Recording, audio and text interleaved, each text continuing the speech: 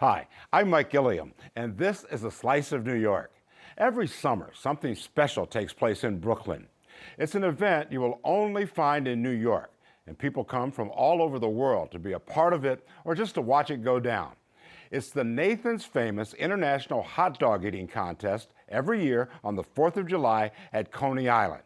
And as they say, it is something to behold.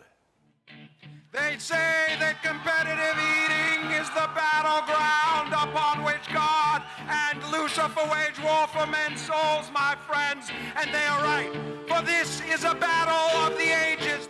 It's a spectacle like no other.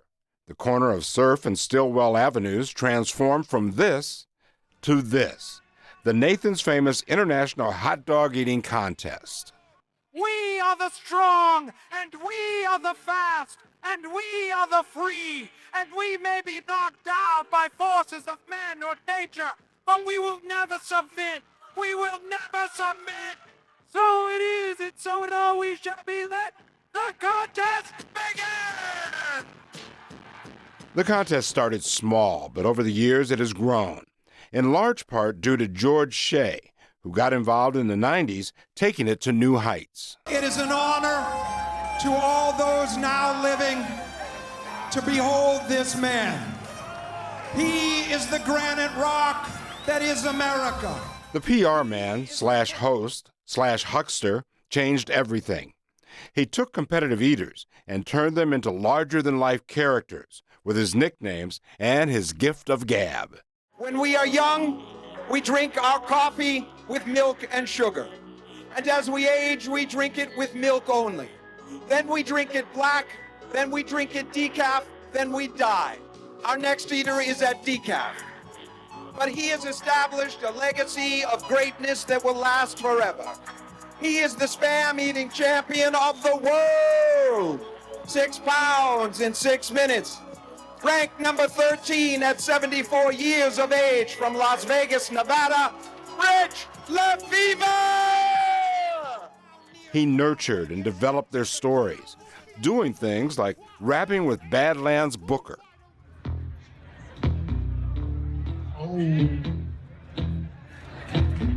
He's a tough agitator extraordinaire, the one who eats to the beat with the flash and flare. Each out of house or home, no thought or care, fridge empty, cupboards bare, the one that ripped snacks out of school backpacks, looking over your shoulder like Michael Jackson. He'll be there, eating like Pac-Man, digging in your candy dish. Yo, it's a rap, son. Yo, who beat this? Badlands, baby. No ifs, ands, or babies devour like crazy. I'm like the dog in the Looney Tune, baby. Getting this thing and be like, what? No gravy? He added what he called the Brooklyn Community Choir, injecting even more energy into the spectacle.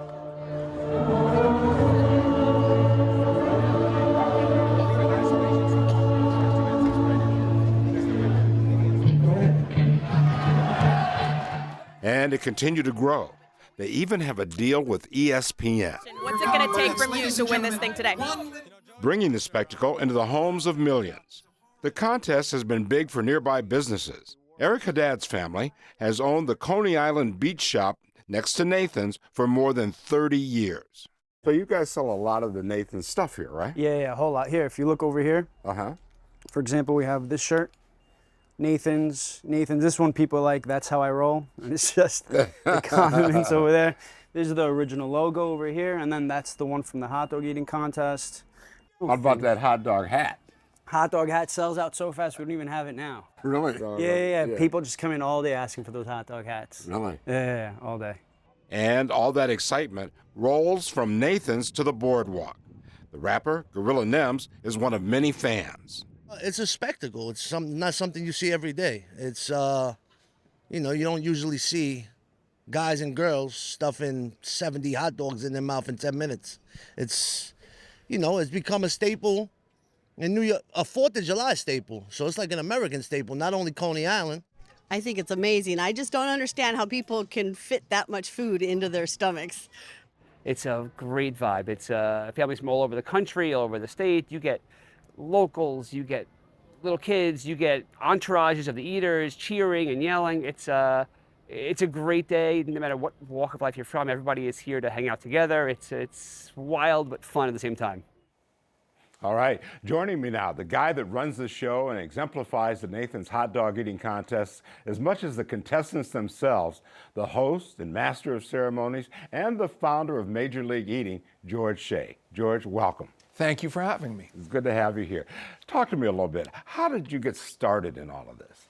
Well, I worked for the craziest press agent ever who had a lot of clients in Coney Island, Morty Matz, the dean of press agents. He's still alive, 101.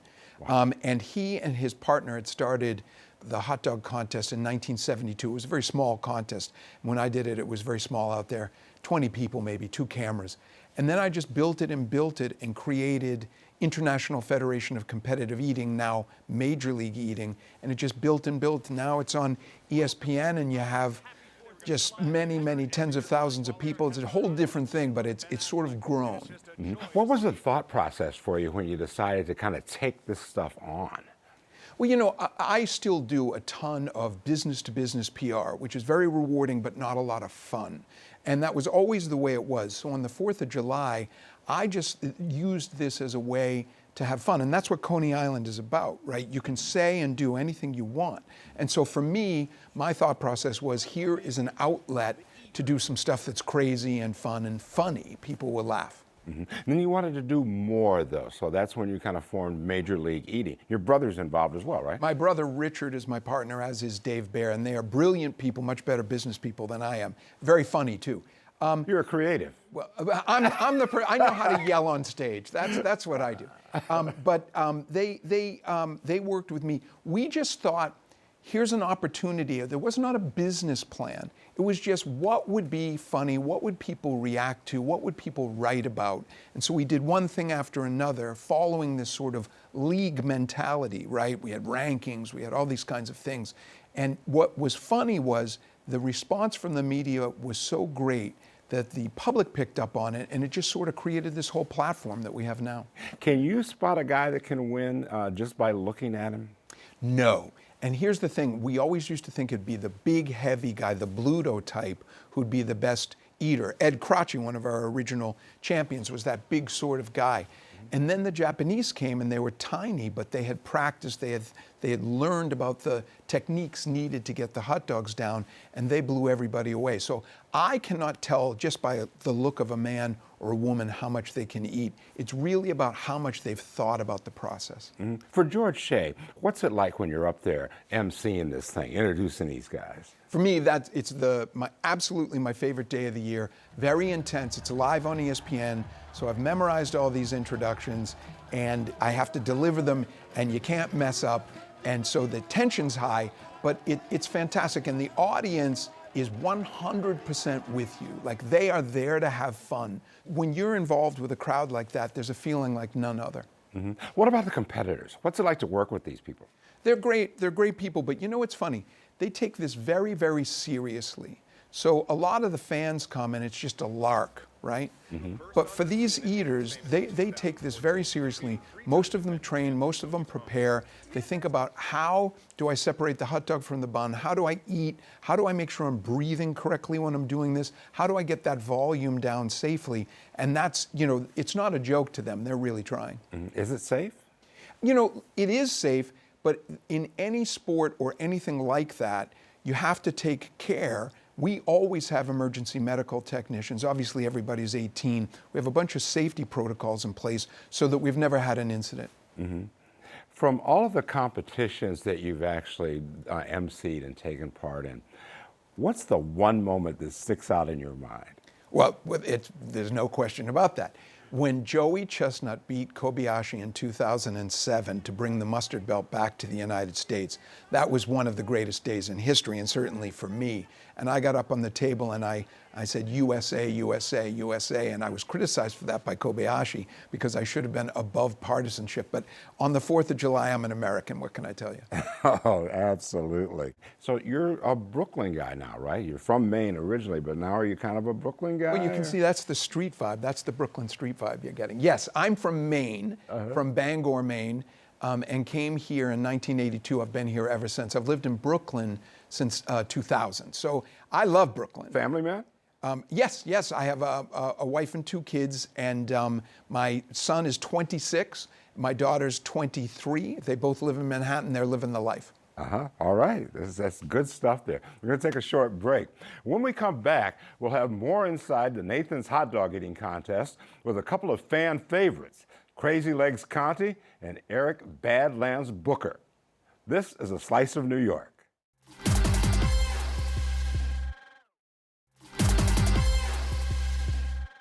Welcome back. I'm Mike Gilliam, and this is a Slice of New York. When it comes to showdowns like the Nathan's hot dog eating contest, you can't help but wonder, who are these people who can eat dozens and dozens of hot dogs in 10 minutes?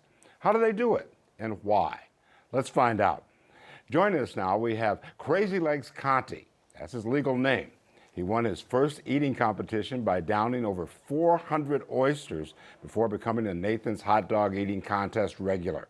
And the guy he calls an inspiration, the one and only Eric Badlands Booker. He holds 7 Major League Eating world records and 3 Guinness World Records. And talk about chugging, he's chugged a gallon of lemonade in, how fast, man? It was 21 seconds. 21 seconds. Jeez. Welcome to all of you. Thank you. Thanks for having us. Let me ask you, Eric, how'd you get started in competitive eating? Well, back in 1997, I went to my local Nathan's in Oceanside, and I saw a poster with Uncle Sam with a frank in his hand saying, "I want you to enter the Nathan's hot dog contest."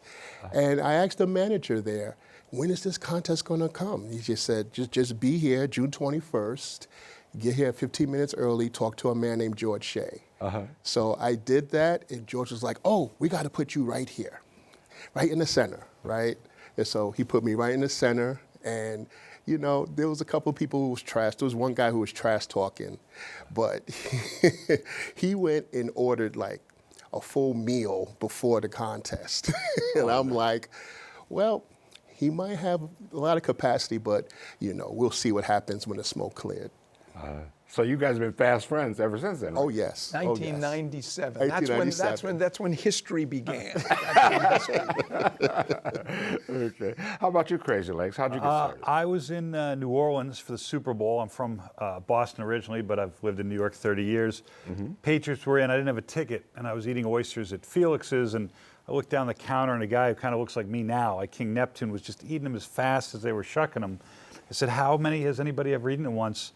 They said across the street, the Acme Oyster House, the record's 33 dozen. If you eat 34 dozen oysters, they're free. I'd summered in Maine eating all the lobster. I'd gone to school in Baltimore eating Chesapeake Bay crabs, but to be able to afford to eat all the oysters I could. So I went across the street. It took about 3.5 hours, and I broke the record. And then the then IFOCE, the International Federation of Competitive Eating, called. I was already a fan. And they had a speed eating contest down there, sponsored by Acme. So I went back, and I'm the once and maybe not future Oyster King, but the 2002 Oyster Championship was my first contest, and I won the oyster belt. I got to ask you, man, how many Maryland crabs can you eat? Oh, I would just do I do a half a bushel and a case of Natty Bo beer, but that's as a casual diner. That's good. Eric, talk to me a little bit about what you do in the 24 hours leading up to one of these contests.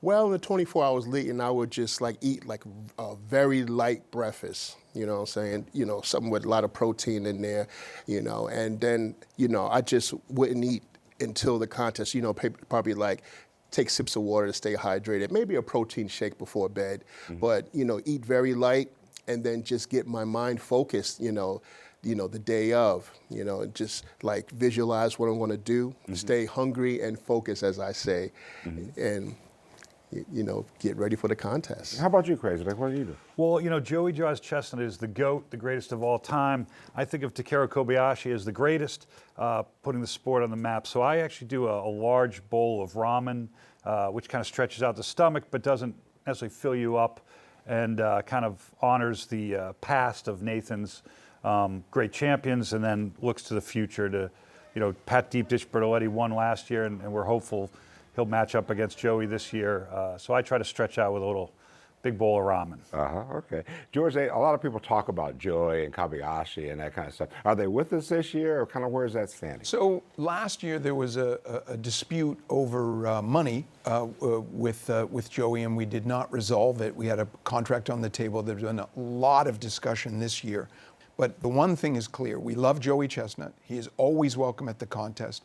He will never not be welcome. Okay. Back to this training thing. Do you train during the year? How do you get ready for this? I mean, the average guy can't just go there and eat like 50 hot dogs in 10 minutes. Well, you got to have 4 things to do well competitively. You got to have a good stomach capacity, good strategy. You got to have stamina, and you got to have a focused mind. So, you know, basically I stay hydrated, drink a lot of water, you know, eat lots of vegetables to, you know, keep my stomach nice and stretched out. What kind of vegetables, though? Like lettuce or something? I make like a nice little kale salad. You know, kale is very fibrous, and you know, how little is little? I'll say about a good 3 bushels. I go to the supermarket, get like 3 bushels, cut them up, you know what I'm saying, add some avocado, you know, little vinaigrette, whatever, you know what I'm saying, and just go to town.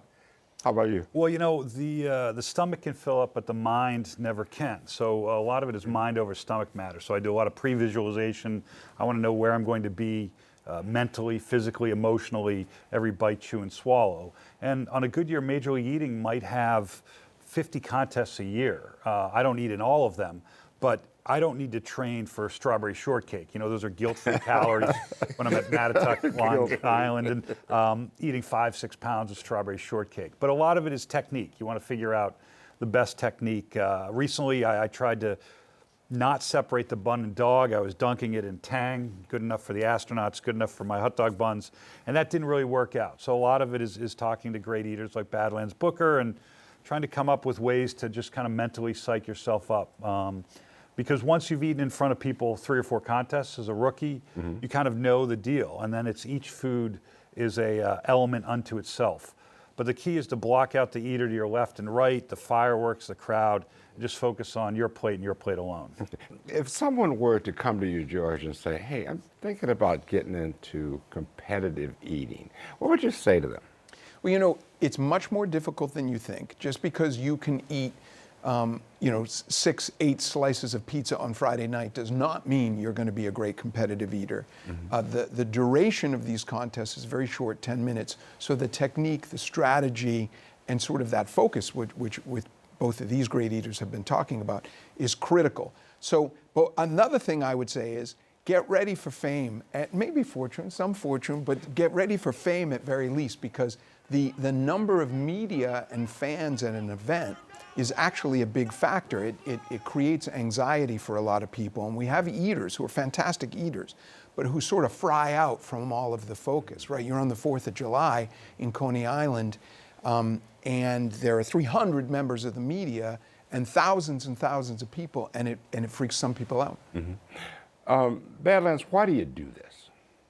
I do it because I love it. You know, I mean, I've always been a big eater, you know what I'm saying, and I like to stay hydrated, and it's just fun, you know. You go out there, you know, you do a sport that you're good at, and you know, it's just you know, you do it for the people, they love it, and you hear the roar of the crowd when you go out with Nathan's. It's just amazing. I just have a, you know, a passion for it. Is this your only job, your main job, or? Oh no, well I've been a conductor on the subway for 32 years. I recently retired a year ago, and now I do, you know, YouTube social media full time. You know, I have you know, nice following on YouTube and TikTok. How many followers? I got 3.6 million on YouTube and 3.9 on TikTok. Wow. How about you, Crazy Legs? I own 3 typewriters, so I'm.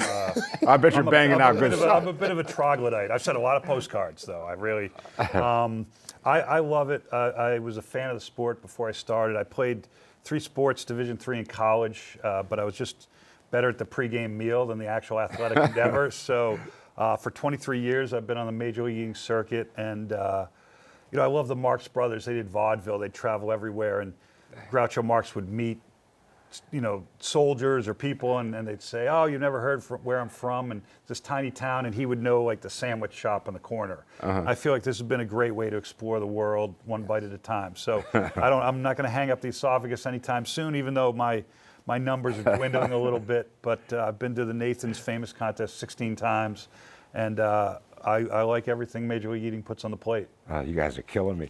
George, let me ask you, are there cash prizes involved in Nathan's, or how's that all work? So most of our events have a cash prize purse of between $4,000 and $10,000. So the eaters will whack that up.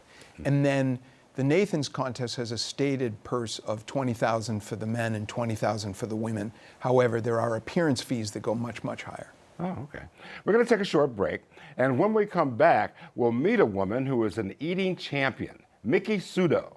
This is A Slice of New York.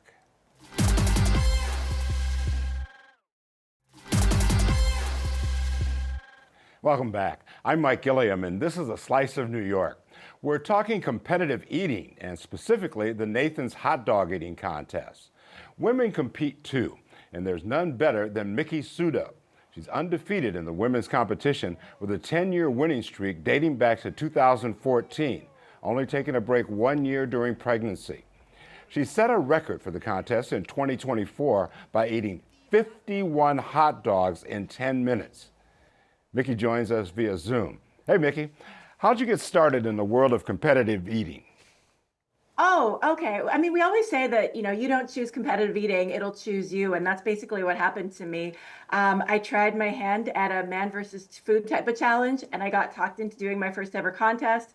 Long story short, I enjoyed early success, and here we are, like you said, over a decade later. Wow, the first time out, you killed it, right? Yeah, I was the first person to hit 40 hot dogs in a qualifier once it became a 10-minute event. So, I mean, even, regardless of whether I was competing with men or women, I really pushed the boundaries, and it's been a really fun journey. Mm-hmm. I've often wondered, like, when you meet people for the first time, and you tell them what you do, I'm a competitive eater and I can knock down 50 hot dogs, how do they react? I mean, it's not exactly how I introduce myself. Right. I think people have more questions. I mean, that one statement just raises so many more questions that it answers. Yeah, I think there are a lot of misconceptions about competitive eating, but it's a fun fact to just pull out of my back pocket. How about you, Eric? When you first tell people what you do in the competitive eating world, how do they react to that? Oh, they say, oh, that's amazing, you know what I'm saying? And they want to know more about it. They ask me all types of questions, related to the sport, and so I'm very knowledgeable, and I'm happy to oblige. Mm-hmm. Miki, what are some of the other things that you've eaten in competition? I mean, guys, it's a pretty interesting list. I hold records in ice cream, kimchi, Minnesota hot dish, fish balls, slices of cheese, like you said, hot dogs. This is a big part of your life, the competitive eating circuit. In fact, as the story goes, and I'd like for you to tell it, you met your husband through this, correct? I did. So it's very on brand. We were the only two weirdos working out at about 4 a.m. on the morning of the 4th of July hot dog eating contest. So we're both in the gym, the hotel gym where they put us up. And I was doing cardio, and I introduced myself. It wasn't until way later that we started dating, but competitive eating's introduced me to my husband, and we now have a beautiful family together. I've made some amazing friends, some of whom are in studio with you right now. So it's been a huge part of my life. Wow, you have a child. Do you think that child will grow up to eat? Well, Max loves food, but I'm not really going to encourage him to do competitive eating. I often wonder what it's like on the women's circuit. Are you guys like all friends? Is there some camaraderie there? Tell me about the women's circuit. Absolutely. Michelle Lesko has been my friend for as long as I've been competing. For the longest time, I lived in Las Vegas and she lived in Arizona. So we would we would just see each other frequently throughout the year. Mm-hmm. How about you guys? It's like we're the Avengers, and we just descend on a town where the contest is. We're all in fight mode, preparation mode, right? But there's no friends during the framework of competition. It's, may the best eater prevail. But oh yes, we are a wonderful big family. Do you have fans that seek autographs and that kind of stuff? Absolutely. I think everybody eats, but very few. You know what it's like to eat one peanut butter and jelly sandwich, but only Pat Dish Bertoletti knows what it's like to eat 52 in 8 minutes. So the fans come out, and when we're in other cities, they want to direct us to like their favorite restaurants and places to eat. There's not a lot of room after you've eaten competitively, but I ate 49 Crystal burgers.